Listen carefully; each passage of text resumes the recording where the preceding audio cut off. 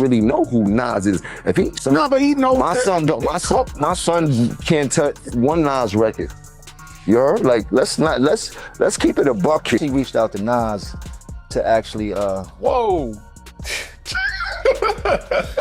I'm doing my chicken head right now because I really want him to get on this record.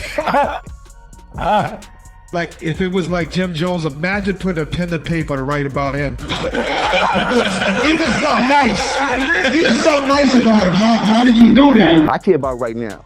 I've been getting busy. I'm outside. I've been leading an example in a great way. You heard? I break that nickel dirt. Now that Jim Jones is out here threatening to pull up, this has gone way beyond just clowning Nas. The real problem, Nas has barely ever acknowledged Jim's existence. And the one time he did, it was so dismissive, so cold, it sent Jim spiraling all over again.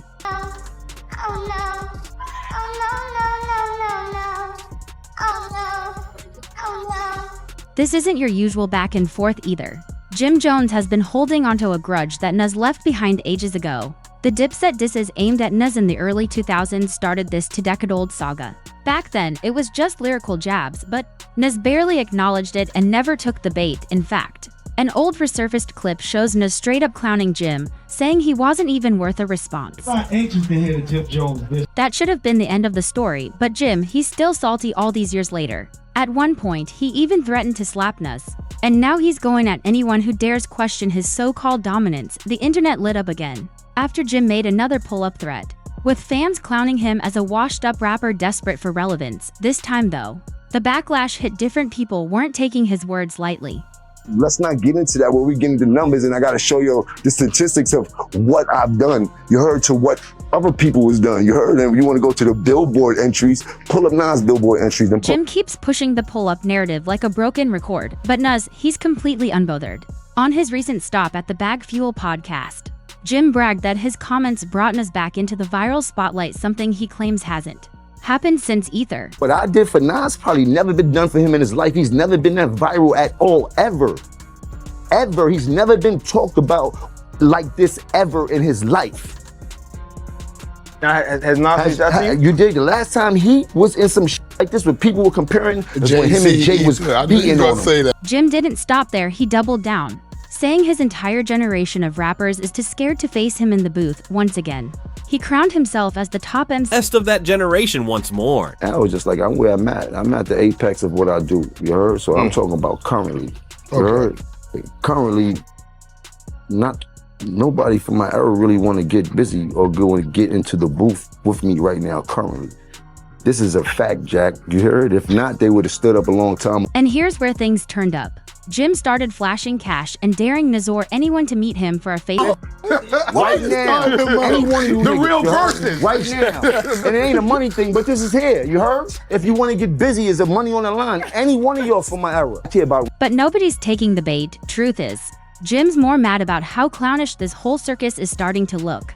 If you missed the start of all this, it goes back to his chat on the Joe and Jada podcast earlier this month. Jim explained how his views on Nas shifted once he entered the rap game.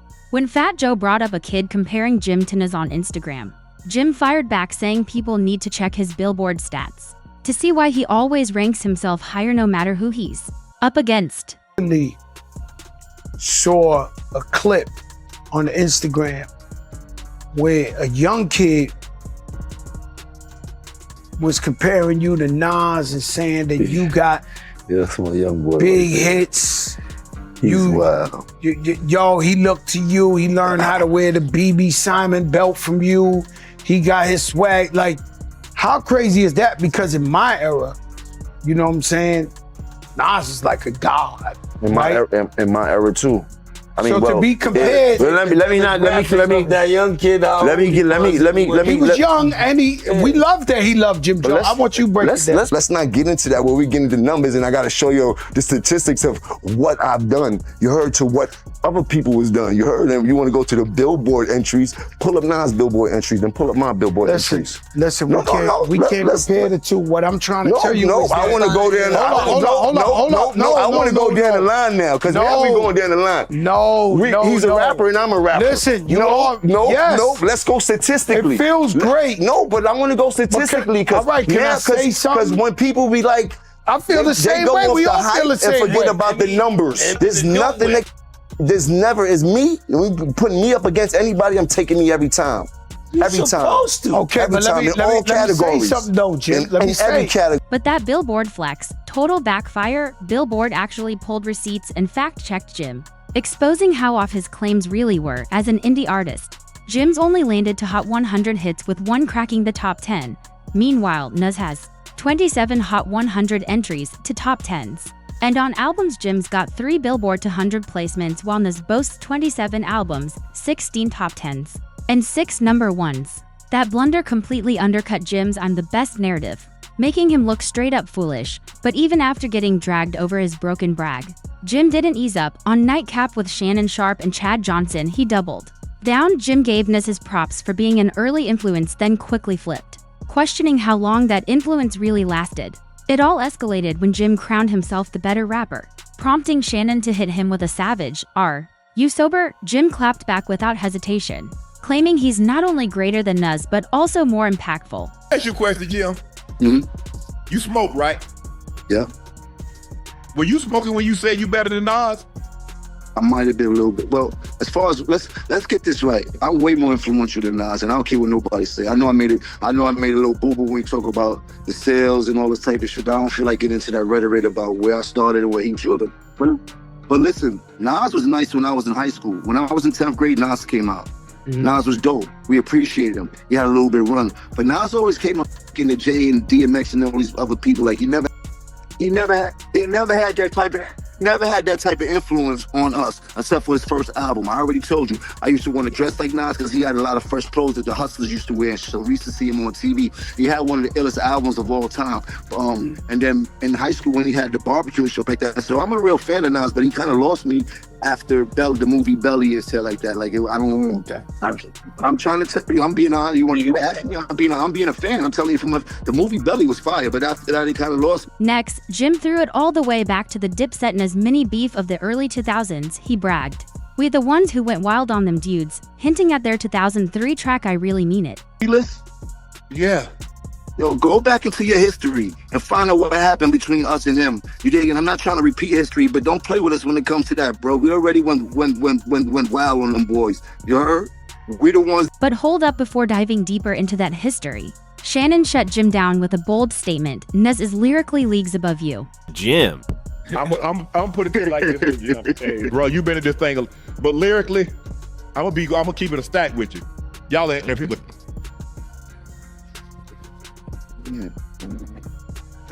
You be in the church house. You can't never. Nah, listen. I don't know who told you that. Now look, you all know you want that little stuff. Still, Jim wouldn't budge. He stood firm, daring Nas to meet him in the booth if he really wanted to settle who's who. To 40 and 50-year-olds in their panties because I said I'm better than that. We're pretty. All in the. Then and I. Nobody from the diplomats but you.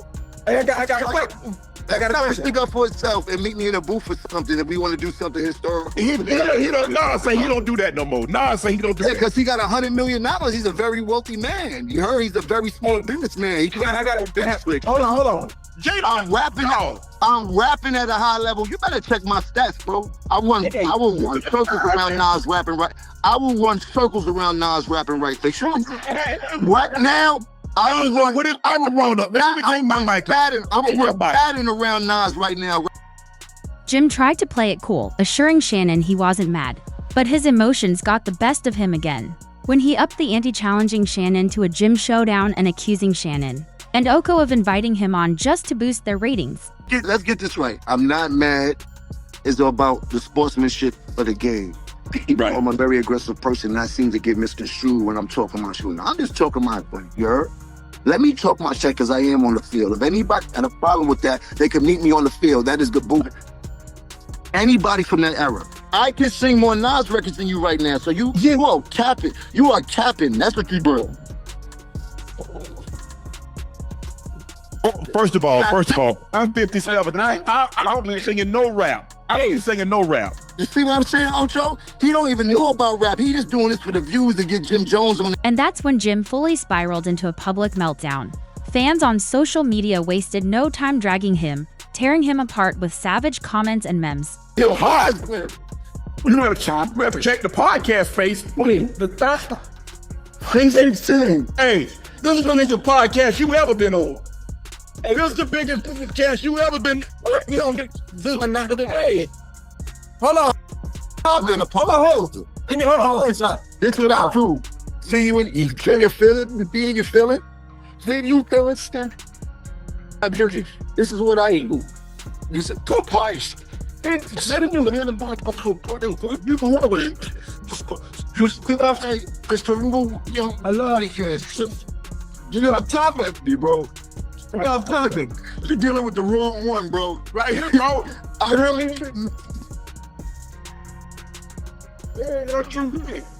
we hear us. You cannot talk to him. He might get out rap me. Let him talk me. Don't nobody want to go to Club Shay. Nobody want to buy no VIP tickets to that shit. Nobody rushing to go to that shit. Hey. But Jim wasn't done yet. He hopped on Instagram later, doubling down with another challenge, this time daring Shannon to a full-length workout. He even posted a video of himself working out, captioning it, "Somebody tell Shannon Sharp don't start ducking this challenge now. You going to talk like a podcaster or you going to walk what you talk cause my sneakers are tied? You already challenged me in front of the world. Might as well finish the job, champ, Uchinko." He said he doesn't want to do it in public, so let's do it in private. I know his rep as an athlete is on the line, lol, as long as you're the witness. We don't have any challenges, size don't matter where I'm from, run it, young David to all Goliaths. Jim's desperate attempt to flex in the gym backfired spectacularly, just as you'd expect. His Instagram post was swarmed with brutal comments like, "He got wheelchair legs," and fans calling him a cornball for clout chasing at nearly 50. As for Nuz, he kind of responded, though not in the way Jim probably hoped. But before we get there, let's be clear why this isn't really a beef. Jim's resentment comes off one-sided. Remember, this all traces back to 2003 when Cameron and Dipset, with Jim leading the charge, would clown Nuz in radio freestyles and mixtapes. But an old clip from 2005 shows Nuz brushing Jim off completely, saying he wasn't even worth a feud because nobody was checking for him, to Nuz. Jim's bars didn't shake the culture at all. If it was like Jim Jones, imagine putting a pen to paper to write about him. Even something nice. Even something nice about him. How did he do that? What's the first sentence? What the fuck do you know? I'm not anxious to hear the Jim Jones diss record. Like, all right. It's like a that nigga don't used to have nervous with like B.I.G. Pop, right? Eating cannabis like Eminem, that made you down. Be like, if we go at it, don't let me be you know what I'm saying? What I was saying, he's making like a Jim Jones, like you know, women. You're like, exactly. That's father. That's why you want to give him a go reserve again right now. I respect his hustle. I respect his hustle. Then came Nuz's Hip Hop Is Dead album, which rubbed a lot of his peers the wrong way, but Jim, he took it to heart. In an interview with S.com, Jim said, "Nuz, I like the new song, but I'll still slap the holy life out of him. Where my gangsters?" At That's Slick, he threw in a few compliments but doubled down, saying, "I like music, but I'll punch him in the mouth if I had to." Jim kept pressing, but Nuz refused to engage.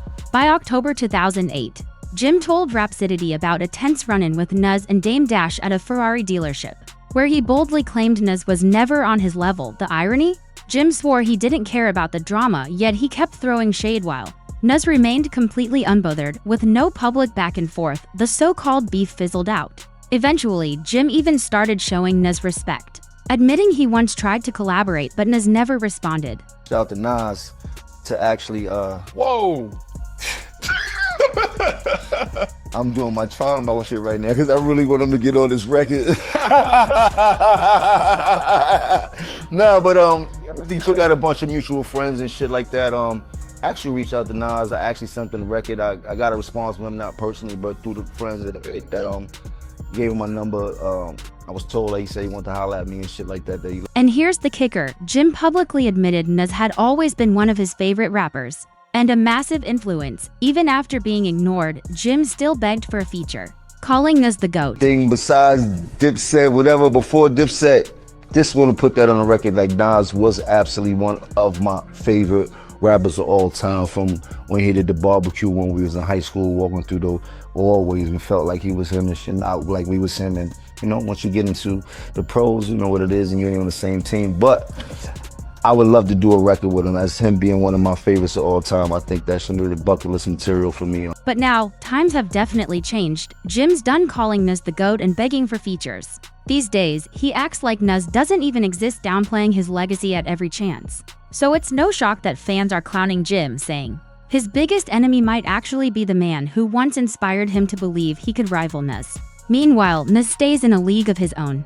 Jim's like that aging athlete still chasing his first championship, while Nas is already a certified Hall of Famer. And just when Jim thought he had the upper hand, Nas hit back in the most subtle and savage way possible. Instead of words, Nas posted a photo of himself dining with LeBron James, Draymond Green, and a table full of successful black CEOs on Instagram. The unspoken message? You can't sit with us. Fans ate it up in the comments, calling it the coldest non-response ever. Lines like "this is how you silence a one-hit wonder," and sometimes saying "nothing speaks volumes" blew up under the post. Because let's be real, anyone expecting Nas to stoop to Jim's level clearly doesn't know Nas after all. This is the same man who once said, "I don't listen to men who've never stood where I stand." An eagle sees what a caterpillar never could.